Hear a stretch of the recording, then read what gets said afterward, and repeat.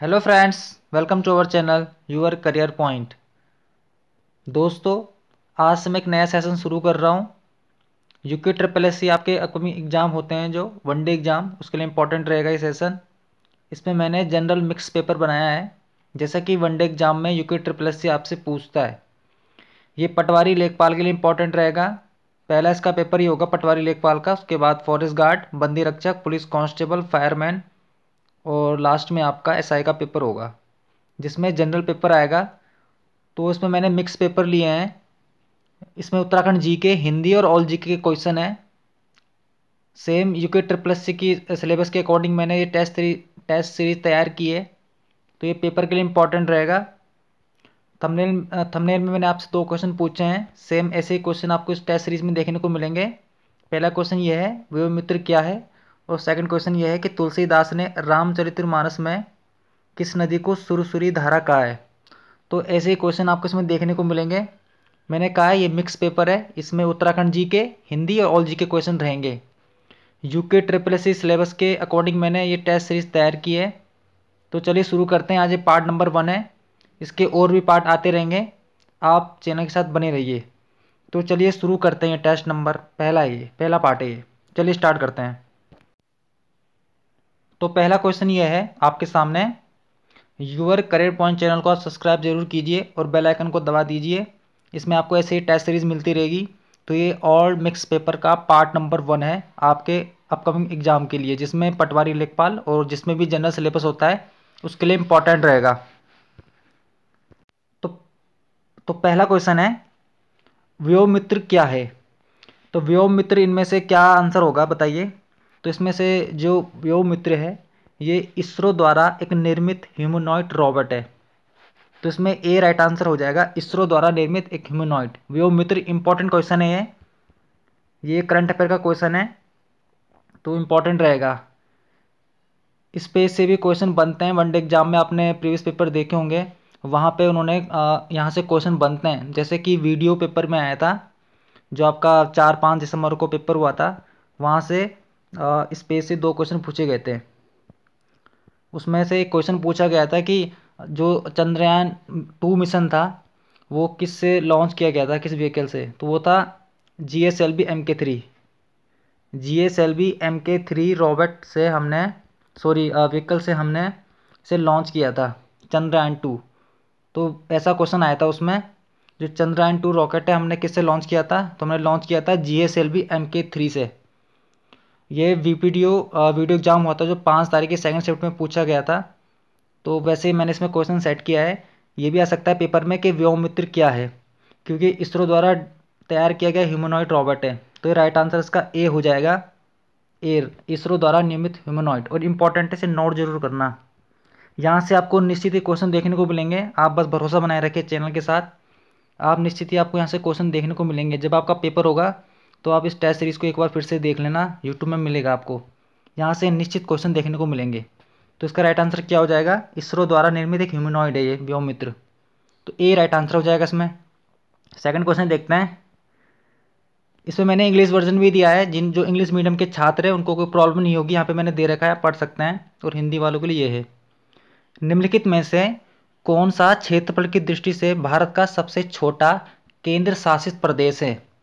तो यहाँ पे केंद्र शासित प्रदेश के बारे में पूछा गया है, जो भारत का सबसे छोटा केंद्र शासित प्रदेश है, यानी यूनियन टेरिटरी। तो इसमें से राइट आंसर कौन सा हो जाएगा, तो इसमें से हो जाएगा लक्षद्वीप। लक्षद्वीप भारत का सबसे छोटा केंद्र शासित प्रदेश है। तो इसमें ए राइट आंसर हो जाएगा, ए वाला लक्षद्वीप। कमेंट बॉक्स में आप जब आप इसको सॉल्व करोगे तो अपने आप स्कोर लिख सकते हैं कि आपका स्कोर कितना हुआ।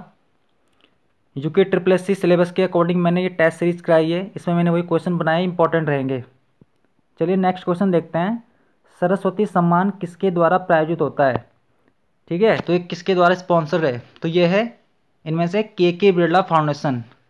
के बिरला फाउंडेशन द्वारा सरस्वती सम्मान दिया जाता है। इसकी शुरुआत हुई थी 1992 में। ये भी पूछते हैं कि सरस्वती सम्मान कब शुरू हुआ था, 1992 में शुरू हुआ था। किसके द्वारा होता है स्पॉन्सर, के बिरला फाउंडेशन। तो इसमें पहला वाला राइट आंसर हो जाएगा, के बिरला फाउंडेशन। नेक्स्ट क्वेश्चन देखते हैं। अंडमान और निकोबार द्वीप समूह में कितने द्वीप शामिल है? तो अंडमान और निकोबार द्वीप समूह में टोटल 572 द्वीप शामिल है। तो इसमें सी राइट आंसर हो जाएगा, 572 द्वीप है इसमें, ठीक है। तो इसमें सी राइट आंसर हो जाएगा 572। नेक्स्ट क्वेश्चन देखते हैं, निम्नलिखित में से कौन सरस्वती सम्मान के प्रथम विजेता थे? तो इनमें से क्या हो जाएगा राइट आंसर? ये हो जाएगा हरिवंश राय बच्चन। हरिवंश राय बच्चन को सर्वप्रथम सरस्वती सम्मान दिया गया था। तो इसमें बी राइट आंसर हो जाएगा। सरस्वती सम्मान किसको मिला था पहली बार? हरिवंश राय बच्चन को। और अभी मैंने आपसे क्वेश्चन पूछा था ना, ये सरस्वती सम्मान किसके द्वारा शुरू किया गया था? तो ये किया गया था के बिरला फाउंडेशन। और पहली बार किसको दिया गया था? ये हरिवंश राय बच्चन जी को। तो इसमें हरिवंश राय बच्चन राइट आंसर हो जाएगा। नेक्स्ट क्वेश्चन देखते हैं, भारतीय राष्ट्रीय कांग्रेस की अध्यक्ष चुनी जाने वाली प्रथम महिला कौन थी? तो ये महिला थी एनी बेसेंट। ये बहुत रिपीट होता है क्वेश्चन, जो इंडियन नेशनल कांग्रेस हुआ था जो, तो उसमें पहली महिला कौन सी थी जिसने अध्यक्षता की थी? तो वो थी एनी बेसेंट।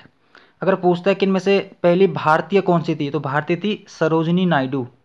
इससे भी बहुत पूछते हैं कि पहली भारतीय कौन सी थी जिन्होंने भारतीय राष्ट्रीय कांग्रेस के अधिवेशन की अध्यक्षता की थी? सरोजिनी नायडू थी। नो, ये भारतीय थी, लेकिन यहाँ पे सीधा पूछा गया कि पहली महिला, तो पहली महिला कौन सी थी?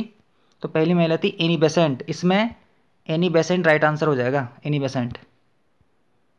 नेक्स्ट क्वेश्चन देखते हैं, नेक्स्ट क्वेश्चन है करंट अफेयर का क्वेश्चन है, भारत ने द्विवार्षिक पर्यावरणीय प्रदर्शन सूचकांक 2020 में जो 12वां संस्करण हुआ था, जिसने 180 देशों के पर्यावरण प्रदर्शन का मूल्यांकन किया था, तो इसमें भारत की कौन सी रैंक थी? तो इसमें भारत की रैंक थी 168, 168 रैंक थी भारत की पर्यावरण प्रदर्शन सूचकांक, जो कि 12वां संस्करण था, 2020 में आया था। तो इसमें भारत की रैंक कितनी थी? इसमें हो जाएगा 168 रैंक थी भारत की। तो इसमें सी राइट आंसर हो जाएगा।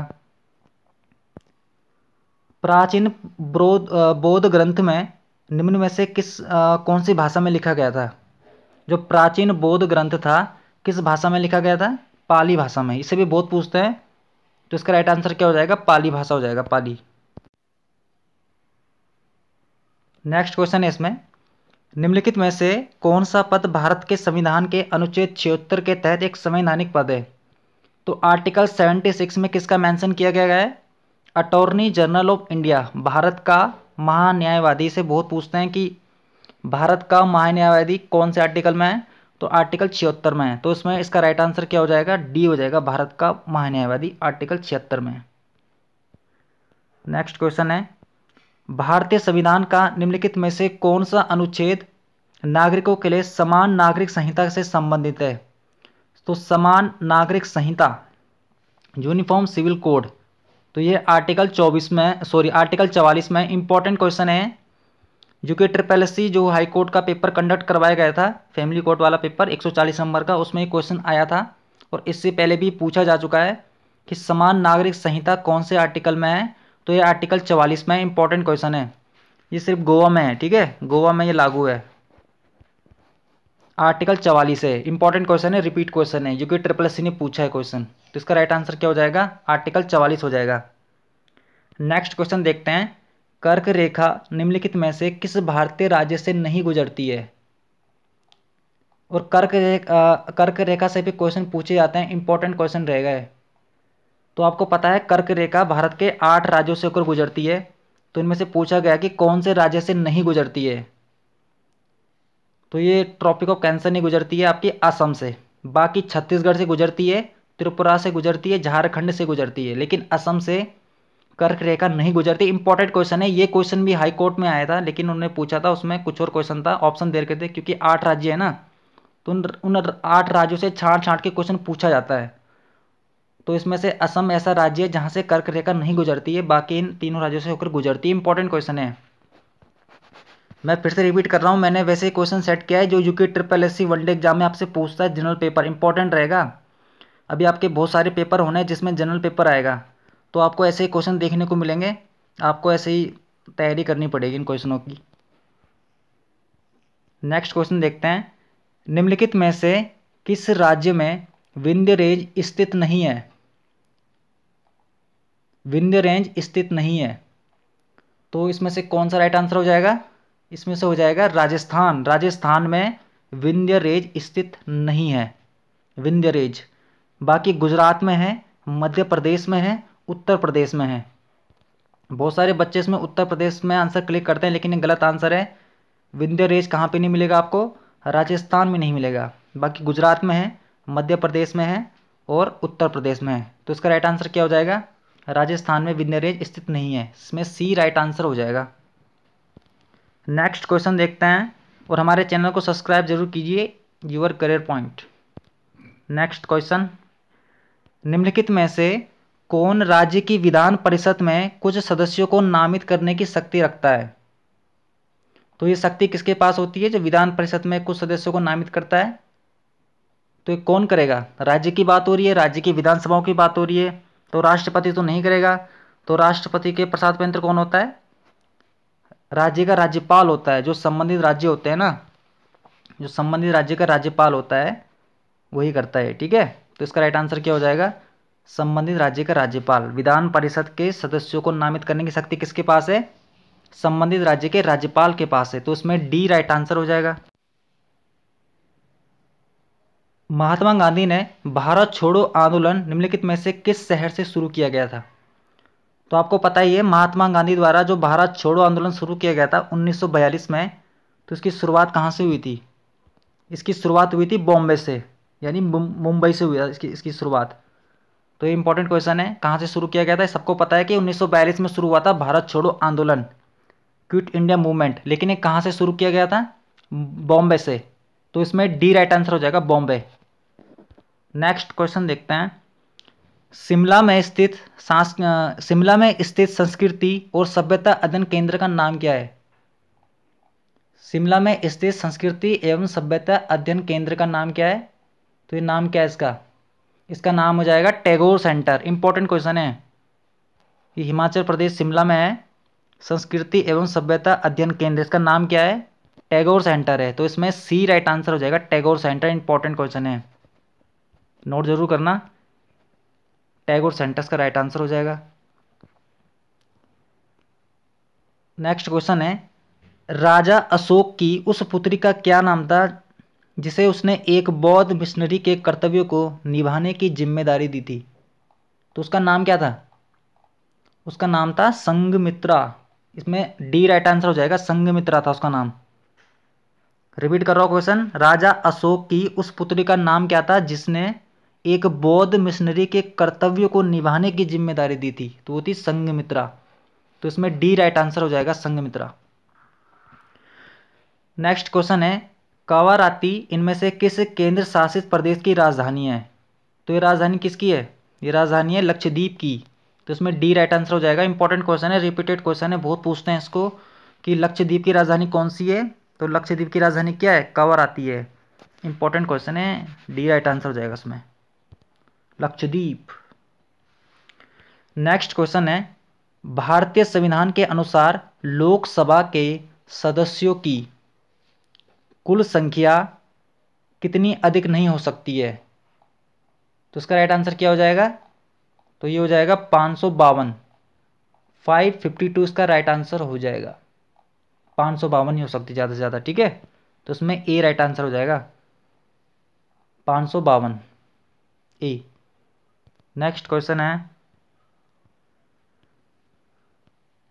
भारतीय पर्वतारोहण फाउंडेशन इंडियन माउंटेनियरिंग फाउंडेशन की पहली महिला अध्यक्ष के रूप में किसे चुना गया है? तो इंपॉर्टेंट क्वेश्चन रहेगा। अब इंपॉर्टेंट क्वेश्चन क्यों रहेगा आपको पता है, इसमें जो ऑप्शन दे रखा है मैंने, जो इसमें हर्षवंती बिष्ट जी है, ये उत्तराखंड से हैं, ये उत्तराखंड से रिलेटेड है, ठीक है, हर्षवंती बिष्ट।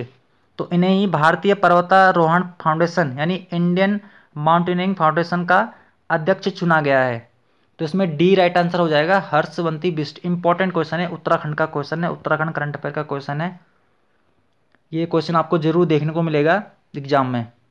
तो इसका राइट आंसर क्या हो जाएगा? डी हो जाएगा, हर्षवंती बिष्ट जी, इसका right answer D. Next question देखते हैं, ये भी करंट अफेयर का क्वेश्चन है, इंपॉर्टेंट क्वेश्चन रहेगा। भारतीय रेलवे मणिपुर में दुनिया का सबसे ऊंचा घाट रेलवे पुल का निर्माण कर रहा है। इस पुल की ऊंचाई कितनी है? इस पुल की ऊंचाई कितनी है? तो इस पुल की ऊंचाई कितनी होगी? 141 मीटर, 141 मीटर है। इंपॉर्टेंट क्वेश्चन है क्योंकि पहला है भारतीय रेलवे मणिपुर में दुनिया का सबसे ऊंचा घाट रेलवे पुल का निर्माण हो रहा है। इस पुल की ऊंचाई कितनी है? 141 मीटर है। तो इसमें बी राइट आंसर हो जाएगा, 141 मीटर। नेक्स्ट क्वेश्चन है, ये भी स्पेस से क्वेश्चन है, इंपॉर्टेंट रहते हैं जो स्पेस वाले क्वेश्चन होते हैं। मैंने पहले भी बताया आपको। भारत के पहले निजी तौर पर विकसित पूरी तरह से क्रायोजेनिक रॉकेट इंजन का नाम बताइए जिसका स्काई रूट एरोस्पेस हैदराबाद द्वारा सफलतापूर्वक परीक्षण किया गया है। तो इसका नाम क्या है? ऑप्शन ये दे रखे हैं, इसका नाम हो जाएगा धवन 1। धवन 1 इसका राइट आंसर हो जाएगा। मैंने कहा है जो कि ट्रिपल थोड़ा साइंस टेक्नोलॉजी से क्वेश्चन पूछता है, तो ये करंट अफेयर के क्वेश्चन होते हैं, इंपॉर्टेंट होते हैं। जैसे कि इसने इससे पहले पेपर में पूछा है, प्रीवियस पेपर आप देख सकते हैं, वहाँ पे ऐसे क्वेश्चन बनते हैं, तो इंपॉर्टेंट रहेगा। निजी तौर पर विकसित पूरी तरह से क्रायोजेनिक रॉकेट है ये, ठीक है, जिसका स्काई रूट एरोस्पेस हैदराबाद से सफलतापूर्वक परीक्षण किया गया। उसका नाम क्या है? उसका नाम है धवन 1। इसमें ए राइट आंसर हो जाएगा। नेक्स्ट क्वेश्चन है, ब्लॉसम फेस्टिवल निम्नलिखित में से किस राज्य में मनाया जाता है? तो ब्लॉसम फेस्टिवल मनाया जाता है मेघालय में, तो इसमें ए राइट आंसर हो जाएगा। मेघालय में ये बनाया जाता है ब्लॉसम फेस्टिवल। मेघालय इसका राइट आंसर हो जाएगा, मेघालय। नेक्स्ट क्वेश्चन देखते हैं, राष्ट्रीय कैडेट कोर दिवस हर साल कब मनाया जाता है? तो national cadet crops day, important question है। ये मनाया जाता है आपका 4th संडे ऑफ नवंबर, यानी नवंबर का जो इतवार होता है आखिरी, यानी चौथा नवंबर का जो चौथा रविवार आता है, उस दिन ये नेशनल कैडेट कोर दिवस मनाया जाता है, ठीक है। 4th संडे ऑफ नवंबर को मनाया जाता है। इसमें सी राइट आंसर हो जाएगा। नेक्स्ट क्वेश्चन देखते हैं, मैंने इसमें करंट अफेयर के क्वेश्चन भी लिए हैं क्योंकि अब जो कि SSC वैसे करंट अफेयर से क्वेश्चन नहीं पूछता है, उत्तराखंड के पूछता है, अगर पूछता है, लेकिन इसका भरोसा नहीं है क्योंकि इससे पहले एक स्टेनो का पेपर करवाया था, तो वहाँ पे आपको 4 से 5 करंट अफेयर के क्वेश्चन देखने को मिले थे नेशनल इंटरनेशनल लेवल के, तो आपको हर तरह के क्वेश्चन को तैयार करना पड़ेगा, ठीक है। चलिए देखते हैं, नेक्स्ट क्वेश्चन है, वर्ल्ड हेल्थ ऑर्गेनाइजेशन ने नए कोविड-19 वेरिएंट B111529 को डैश डैश के रूप में वर्गीकृत किया है। तो ये अभी हाल ही का क्वेश्चन है, करंट का क्वेश्चन है, पूछ सकता है आपसे। जो ओमिक्रॉन वायरस है ना, ओमिक्रॉन आपने देखा होगा आजकल ये बात बहुत न्यूज़ में रहता है। तो ओमिक्रॉन जो वायरस है, इसका जो रियल नेम है ये है, इसका कौन सा वेरिएंट है? ये है B.1.1.1.529, इसका नाम है ये दे रखा है मैंने, आप देख सकते हैं यहाँ पे वेरिएंट B.1.1.1.529 वेरिएंट का नाम है किसका? ओमिक्रॉन वायरस है, और ये वर्ल्ड हेल्थ ऑर्गेनाइजेशन ने किया है, ठीक है, कोविड-19 रिलेटेड है। इंपॉर्टेंट क्वेश्चन रहेगा, इसमें डी राइट आंसर हो जाएगा, ओमिक्रॉन वायरस, ओमिक्रॉन इसका नाम, ये इसका वेरिएंट दे रखा है। वर्ल्ड हेल्थ ऑर्गेनाइजेशन का हेडक्वार्टर कहाँ पे है? आप कमेंट बॉक्स में बताइए। इससे भी पूछते हैं कि WHO का हेडक्वार्टर कहाँ पे है और ये कब बनाता है, बताइए। और कब बनाया जाता है विश्व स्वास्थ्य दिवस? चलो मैं आपको बता देता हूँ, जो विश्व स्वास्थ्य दिवस मनाया जाता है 7 अप्रैल को मनाया जाता है। 7 अप्रैल को मनाया जाता है, 1948 को बना था वर्ल्ड हेल्थ ऑर्गेनाइजेशन। आप कमेंट बॉक्स में बताइए इसका हेडक्वार्टर कहाँ पे है। तो इसका राइट आंसर क्या हो जाएगा? Omicron, D right answer.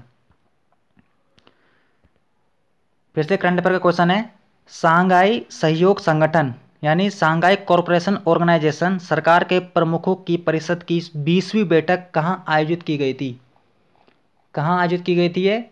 तो ये आयोजित की गई थी आपकी नूर सुल्तान में। अब आप मुझे बताइए, नूर सुल्तान कहाँ की कैपिटल है? नूर सुल्तान आई थिंक उज्बेकिस्तान की कैपिटल है, मुझे याद नहीं आ रहा है, बट इसको नोट कर देना आप। शंघाई सहयोग संगठन SCO की 20वीं बैठक कहाँ आयोजित की गई?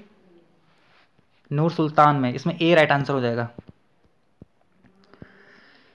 नेक्स्ट क्वेश्चन है, भारत में राष्ट्रीय अंगदान दिवस कब मनाया जाता है, यानी नेशनल ऑर्गन डोनेशन डे कब ऑब्जर्व किया जाता है? ये तो ये किया जाता है 27 नवंबर को, इसमें बी राइट आंसर हो जाएगा।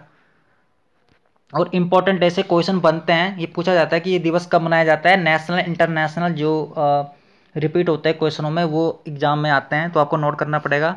राष्ट्रीय अंगदान दिवस कब मनाया जाता है? 27 नवंबर को मनाया जाता है। इसमें बी राइट आंसर हो जाएगा 27 नवंबर को। अब यहाँ से उत्तराखंड के क्वेश्चन स्टार्ट हो चुके हैं, वो जीएस के क्वेश्चन थे। तो क्वेश्चन है, उत्तराखंड में कौन सा जनपद में, सॉरी इसमें क्वेश्चन छूट चुका है, इसको देखते हैं पहले हम।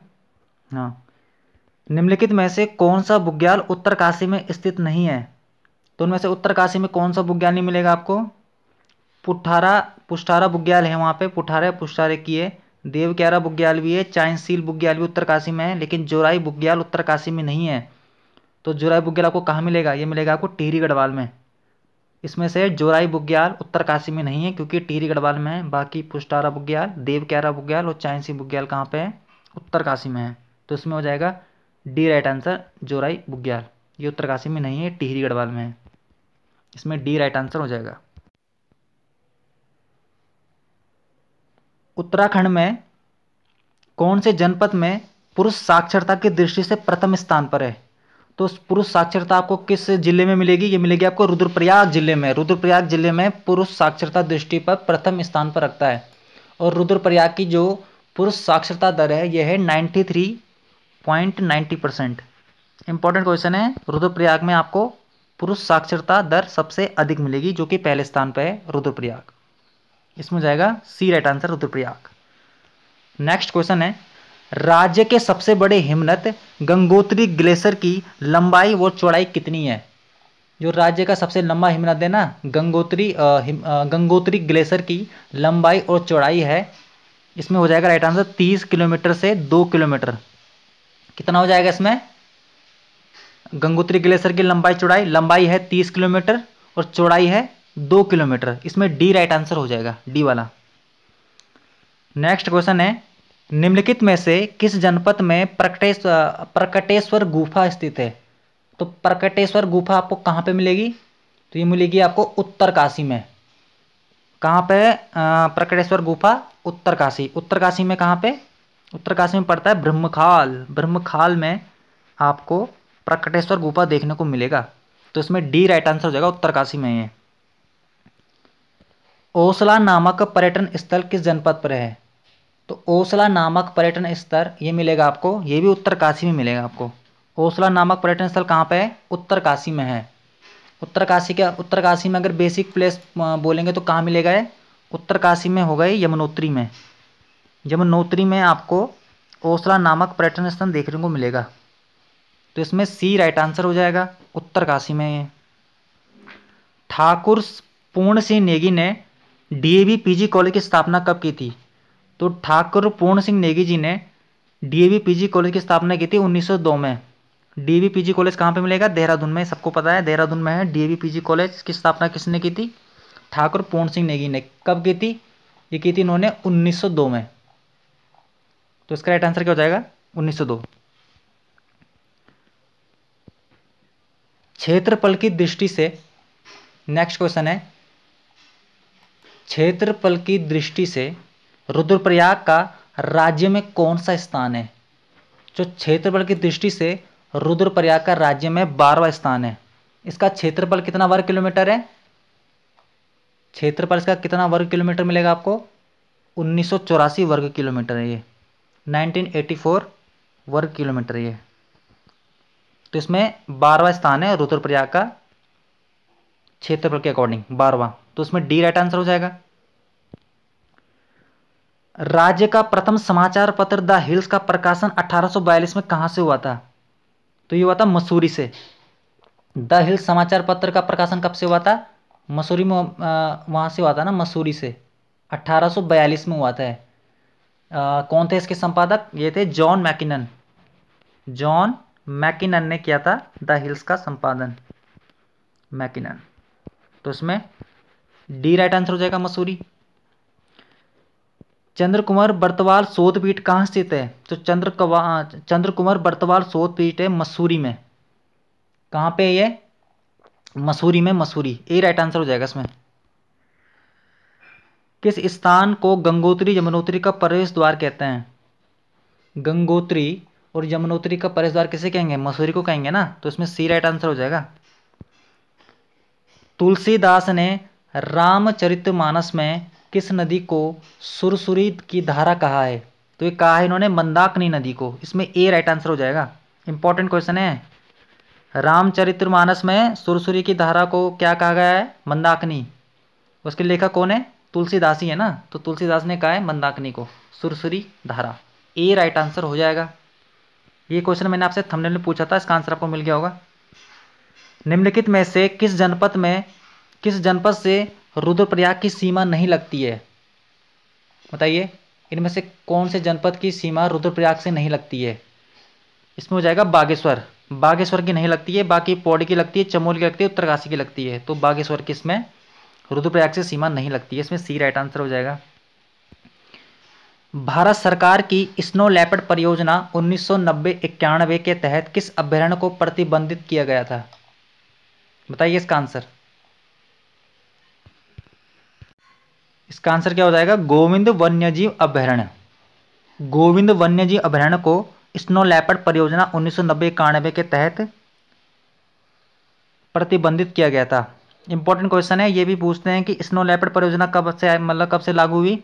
तो ये लागू हुई थी 1990-91 में आई थी ये योजना। स्नो लेपर्ड परियोजना कहाँ पे, किसको प्रतिबंधित किया गया? गोविंद वन्यजीव अभयारण्य। इसमें बी राइट आंसर हो जाएगा।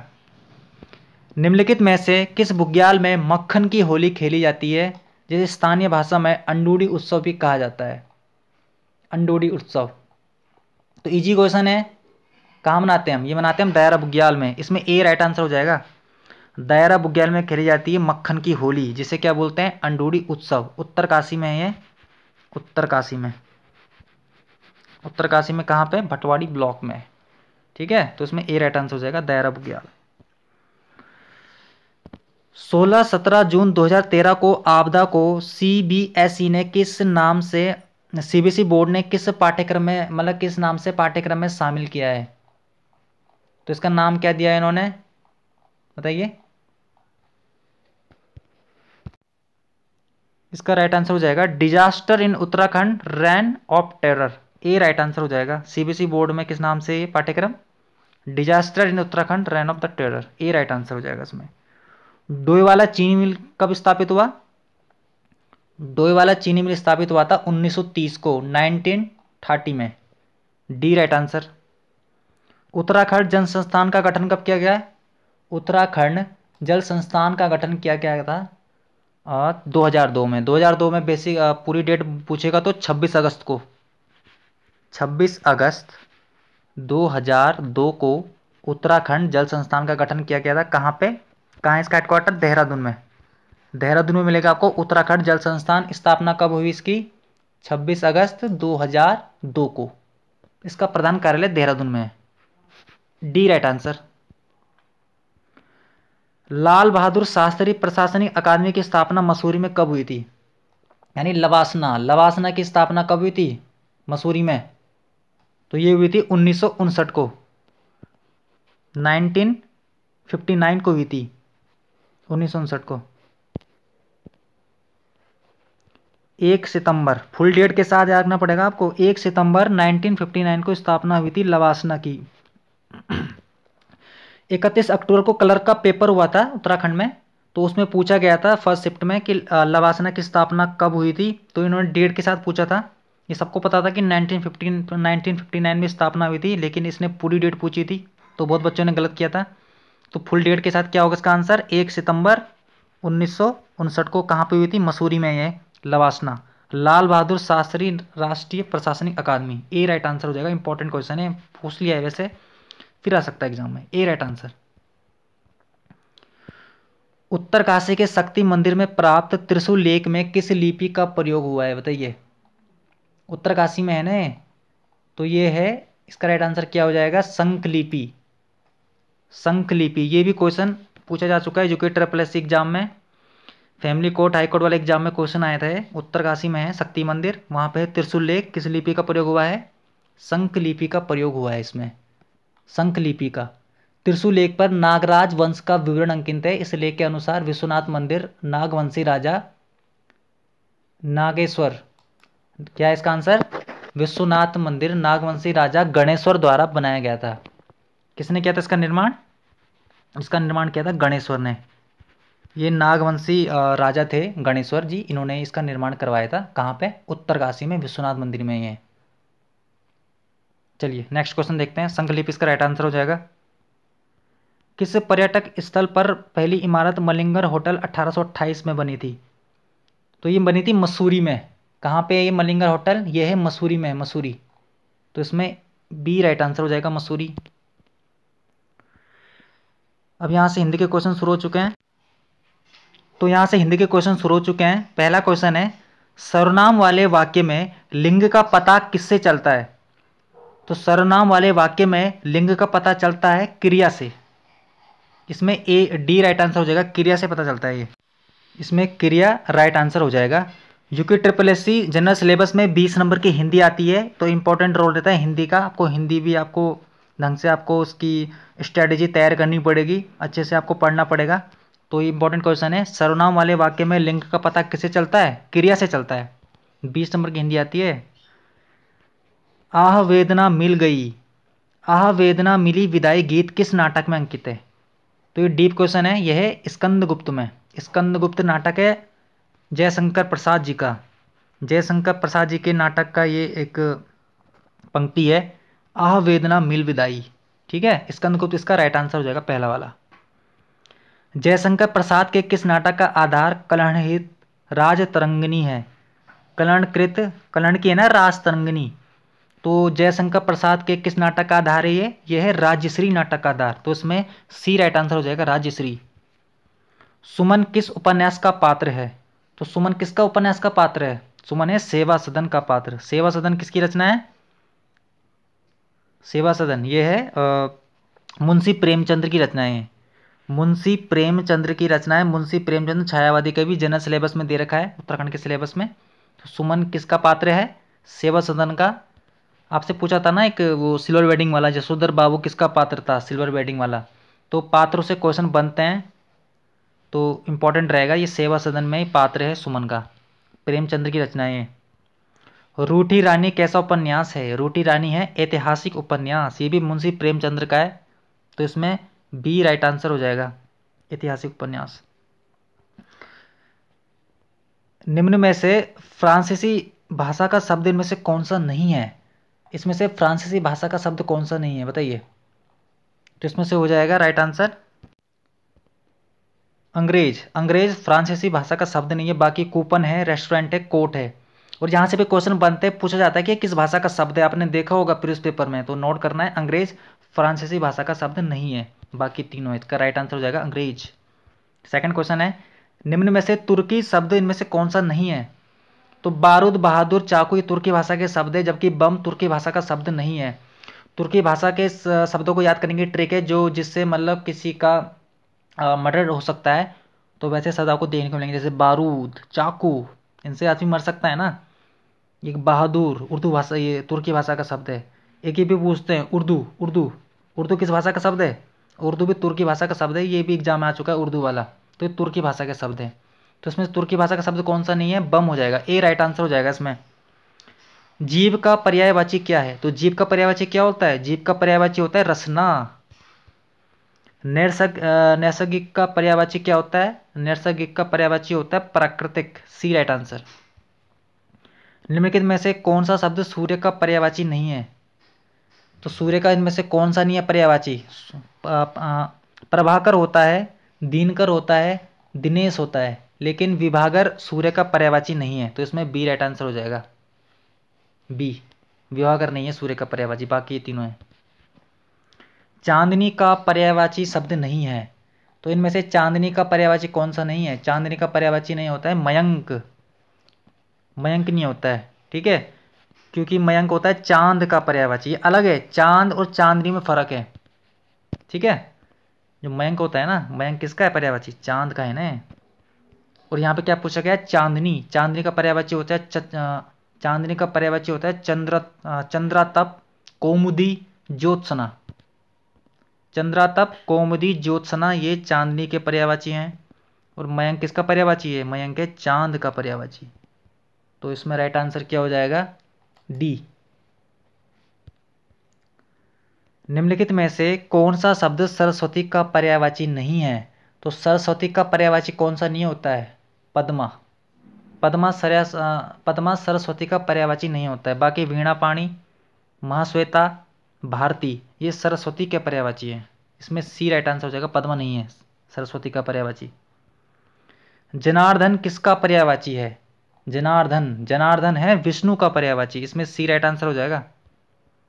इनमें से कौन सी बोली राजस्थानी की नहीं है? राजस्थानी बोली नहीं है, तो राजस्थानी बोली कौन सी नहीं है इनमें से? इसमें हो जाएगा बुंदेली। बाकी मारवाड़ी, मालवी, मेवाती राजस्थानी बोलियाँ हैं, बुंदेली नहीं है। ये भाषाओं से क्वेश्चन है। ये पश्चिमी हिंदी में बोली जाती है राजस्थानी भाषा। शोरसेनी अपभ्रंश का विकास हुआ, ये भी पूछते हैं, तो इसमें बुंदेली राजस्थानी भाषा नहीं है।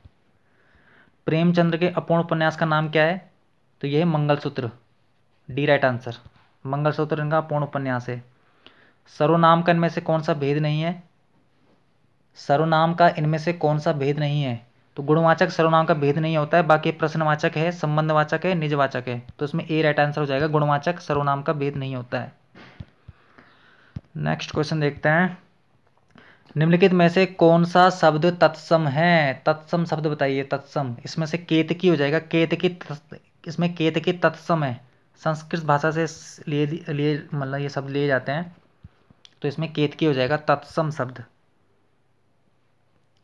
मिश्रित तथा संयुक्त वाक्य में विरोधों का भाव प्रकट करने के लिए किस विराम चिन्ह का प्रयोग किया जाता है? तो ये किया जाता है अर्धविराम। इसमें डी राइट आंसर हो जाएगा, अर्धविराम। शिक्षक किस संज्ञा का प्रकार है? तो शिक्षक क्या है? शिक्षक किस संज्ञा का प्रकार होता है? शिक्षक जाति का बोध कर रहा है ना, तो जातिवाचक संज्ञा हो जाएगा। जातिवाचक संज्ञा है शिक्षक। कबीर की उलट बांसियों में कौन सा रस प्रमुख है? कबीर की उलट बांसियों में कौन सा रस प्रमुख है? इंपॉर्टेंट क्वेश्चन है, यह है अद्भुत रस। कबीरदास कबीरदास आपके सिलेबस में है, तो यहाँ पे पूछा गया है कबीर की उलट बांसियों में कौन सा रस प्रमुख है? अद्भुत रस, सी राइट आंसर हो जाएगा इसमें। हिंदी साहित्य का आदिकाल के लेखक कौन है? तो हिंदी साहित्य के आदिकाल के लेखक है हजारी प्रसाद द्विवेदी जी। तो हिंदी साहित्य का आदिकाल रचना किसकी है? हजारी प्रसाद द्विवेदी जी की है, और ये सिलेबस में है, इंपॉर्टेंट क्वेश्चन है। निम्न में से सर्वनाम शब्द कौन सा है? तो सर्वनाम क्या है इसमें से? कौन हो जाएगा, डी राइट आंसर। पूर्वी हिंदी का विकास किस अपभ्रंश से हुआ है? पूर्वी हिंदी का विकास किस अपभ्रंश से हुआ है? तो ये हुआ है अर्धमागधी अपभ्रंश से। पूर्वी हिंदी अर्धमागधी अपभ्रंश से इसका विकास हुआ है, इसमें बी राइट आंसर हो जाएगा। सारंग ले चली सारंग की ओट, सारंग छीनो पाए के सारंग की कहीं कहीं चोट, कौन सा अलंकार है इसमें? तो इसमें यमक अलंकार हो जाएगा। जहाँ पे दो शब्द बार बार आते हैं ना, का अर्थ अलग होता है, जैसे सारंग, सारंग, सारंग, सारंग, चार बार आया तो ये यमक अलंकार है। तो इसमें राइट आंसर क्या हो जाएगा? किसका उदाहरण है ये? यह है यमक अलंकार का उदाहरण है, यमक अलंकार। उदार का विलोम क्या होता है? उदार का विलोम होता है कठोर। उदार का विलोम क्या होता है? कठोर, डी राइट आंसर। किरण का पर्यायवाची क्या है? किरण का पर्यायवाची क्या होगा? किरण का पर्यायवाची होगा रश्मि, सी राइट आंसर। अनाड़ी का तत्सम क्या होता है? अनाड़ी का तत्सम होता है अनार्य। अनाड़ी का तत्सम क्या होगा? अनार्य होगा। व्यास का विलोम क्या होगा? व्यास का विलोम होगा समास। 2014 का साहित्य अकादमी किसको मिला? ये मिला था रमेश चंद्र शाह को। इनका संबंध उत्तराखंड से, इंपॉर्टेंट क्वेश्चन है। 2014 का साहित्य अकादमी किसको मिला था? रमेश चंद्र शाह जी को मिला था ना, तो इसका राइट आंसर क्या हो जाएगा? रमेश चंद्र शाह हो जाएगा, पहला वाला। लास्ट क्वेश्चन है, ग्राम किस रचनाकार की प्रथम कहानी है? तो यह है जयशंकर प्रसाद। जयशंकर प्रसाद आपके सिलेबस में है, तो ये जयशंकर प्रसाद की रचना है ग्राम, डी राइट आंसर।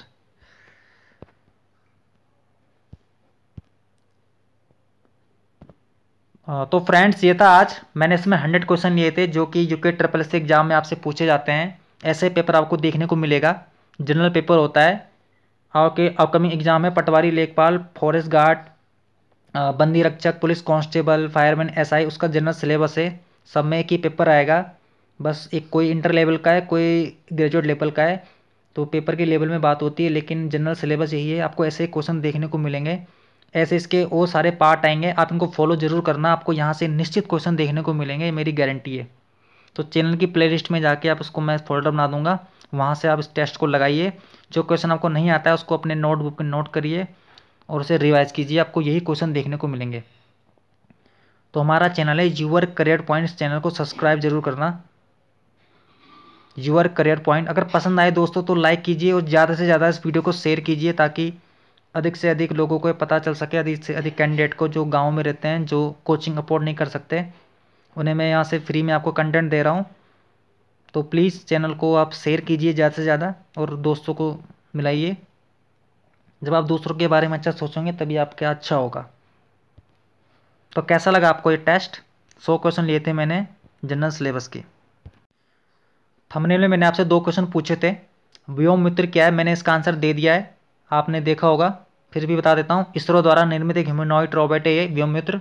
दूसरा क्वेश्चन पूछा था, रामचरितमानस में किस नदी को सुरसुरी कहा गया है? ये कहा गया है मंदाकिनी को। तो ये आज पार्ट नंबर 1 था, जनरल मिक्स पेपर था, 100 नंबर का पेपर था आपका, जो कि यूके ट्रिपल एस से आपसे पूछता है। वैसे ही मैंने पेपर सेट किया था।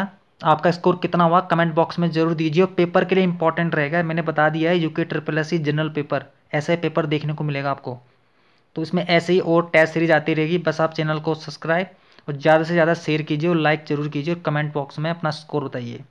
मिलते हैं इसके नेक्स्ट पार्ट में, मिलेंगे मैं इसके नेक्स्ट पार्ट लेके आऊँगा, मैं टॉप 100 टेस्ट कराऊँगा मैं आपको इस चैनल से, और साथ में इसमें उत्तराखंड, सामान्य हिंदी और ऑल इंडिया जीके की टेस्ट सीरीज भी चल रही है। तो मिलते हैं नेक्स्ट टॉपिक के साथ, तब तक के लिए थैंक यू दोस्तों।